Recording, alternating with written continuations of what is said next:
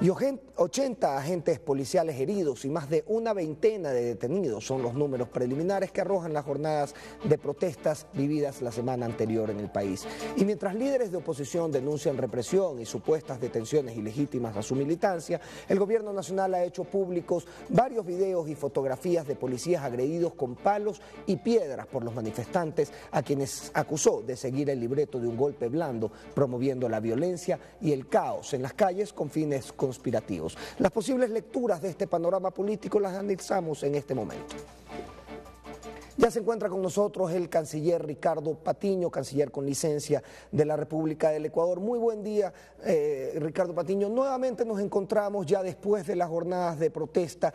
Jornadas de protestas en las que hay muy poco que celebrar. Ecuatorianos enardecidos golpeándonos en las calles y hacen a lo mejor identificar ciertas fallas en el diálogo cuando se llega a ese tipo de extremos. ¿Cuáles son estas fallas? Muy buen día.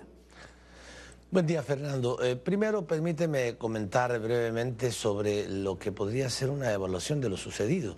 Se llamó a un levantamiento indígena y se llamó a un paro nacional. ¿Qué significó el levantamiento indígena? Que aproximadamente 150 o 200 personas salieron de Zamora y llegaron a Quito aproximadamente 150 o 200 personas, o sea, las mismas. No levantaron al movimiento indígena. ¿Y por qué no lo levantaron? Porque la población indígena de este país está siendo atendida, y muy bien atendida, por un gobierno nacional, no solamente que no lo hace por paternalismo, lo hace porque cree en la plurinacionalidad, en la interculturalidad, y porque considera que es de justicia trabajar por el mejoramiento de la situación de la población indígena en general, de todos los ciudadanos, pero particularmente de una población indígena tan excluida, discriminada y explotada durante 500 años. Por eso la población indígena no ha salido al levantamiento, llegaron los mismos. ¿Qué sucedió en Quito? Llamó el FUT a un paro nacional. No hay ninguna institución del país que haya parado. Cuando uno llama a un paro nacional, uno dice vamos a hacer una huelga en una empresa, la empresa debería de paralizarse, no se ha paralizado. Solamente estos primeros dos elementos que quería comentar, Fernando, no hubo tal levantamiento y tampoco hubo la paralización en el país. Lo que hubo fue violencia y a eso no se había llamado. Pienso que es evidente, ¿no? Yo cuando era niño se hablaba de paro nacional y nadie se movía de casa. Hoy por hoy las actividades estuvieron bastante regulares en los principales centros urbanos del país, al menos. Sin embargo, yo sí quisiera preguntarle qué tareas quedan pendientes dentro del marco de este diálogo para que no se vuelvan a repetir estos hechos de violencia que ahora analizábamos. Bueno, no necesariamente porque nosotros hagamos todo bien pueden evitarse estos actos de violencia. Ya hay gente que es profesional en el tema. Si nosotros, yo sí quiero diferenciar.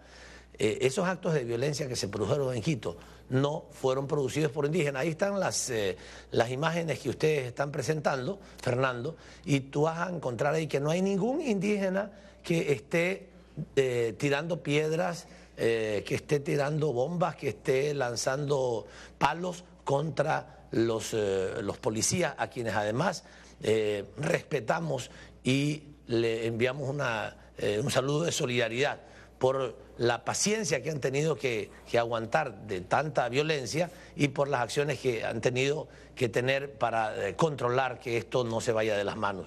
Pero lo que sí te tengo que decir es que con estos grupos violentistas es imposible hacer nada, o sea, no se puede dialogar. A ellos se les dice, vamos a dialogar, y dicen, no podemos hacerlo, no queremos hacerlo. Incluso algo rarísimo, que acabo de ver hace un momento en algunas imágenes, que a los periodistas, a ciertos periodistas, no les permitían hacerle tomas. Yo he participado en luchas sociales en las calles de este país durante toda mi vida. Esa ha sido una actividad mía cercana a mi pueblo, toda la vida, con el movimiento obrero, con el movimiento campesino, con el movimiento poblacional. Cuando venía algún medio de comunicación a una manifestación que nosotros hacíamos, que nunca eran violentas, estábamos encantados de que llegaran los medios de comunicación para que se supiera lo que estábamos haciendo. Ahora llegan los medios de comunicación y como son realmente tan poquitas personas y además en actitudes violentas y legítimas, atacan a los medios de comunicación, atacan a los periodistas, le dicen no queremos que vengan porque no quieren que se muestre lo que están haciendo. Eso es vergonzoso. Entonces, ¿quiénes son? Que ellos mismos tengan vergüenza de lo que hacen.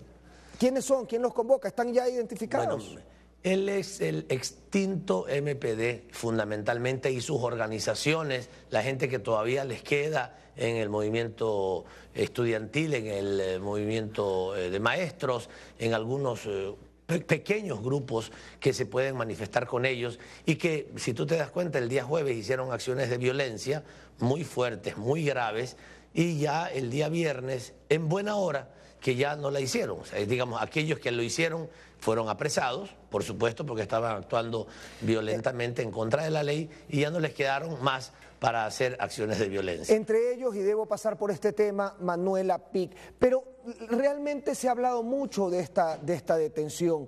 Se ha hablado de que hay ciertas irregularidades en los tiempos en la detención y en la revocatoria de su visa 1208. Cuéntenos, ¿tiene ya información sobre cómo procedió la detención de Manuela Pic y por qué se la deporta? A ver, mira, lamentablemente todavía seguimos sometidos culturalmente a los temas de que una persona que es extranjera puede hacer lo que le da la gana, ellos creen que están en un paisito del tercer mundo. Si a un ecuatoriano se le ocurre, se atreve a ir a Estados Unidos, a Francia, a Alemania, a hacer una manifestación en las calles sin permiso, lo sacan al minuto, lo ponen en un avión y lo deportan a su país. O sea que la causa de la revisión del estatus migratorio de ella es... Estoy solamente haciendo la introducción. Espérame un ratito, por favor, Fernando. Peor todavía... Nos aprieta el tiempo, le pido mil disculpas. Ok, acciones, está bien. Acciones, además, en contra de la policía, insultando a la policía. Primero, la señora tenía una visa, yo no estoy en este momento en las funciones, digamos, en este momento como canciller, pero la información que he recibido, tiene una visa para intercambio cultural. Si a esas acciones de violencia le llaman intercambio cultural, creo que estamos equivocados, primero. Segundo, y por eso entiendo que se le ha revocado la visa porque no estaba desarrollando las funciones para las que estaba permitida. Y en segundo lugar, las acciones de insulto hacia la fuerza pública que la señora ha tenido. Está en un proceso ahorita, entiendo que un proceso de deportación que le corresponderá a las autoridades tanto de la Cancillería como de Migración para ver qué sucede con ella. Y si la señora tiene que irse, pues estaremos atentos a nuestras leyes. Entonces, señor Canciller, se nos ha terminado el tiempo, lamento muchísimo no poder seguir conversando, le agradecemos muchísimo su presencia en Gama Noticias. Gracias. Y a ustedes, amigos televidentes, muchísimas gracias por acompañarnos en este lunes, que tengan una gran semana.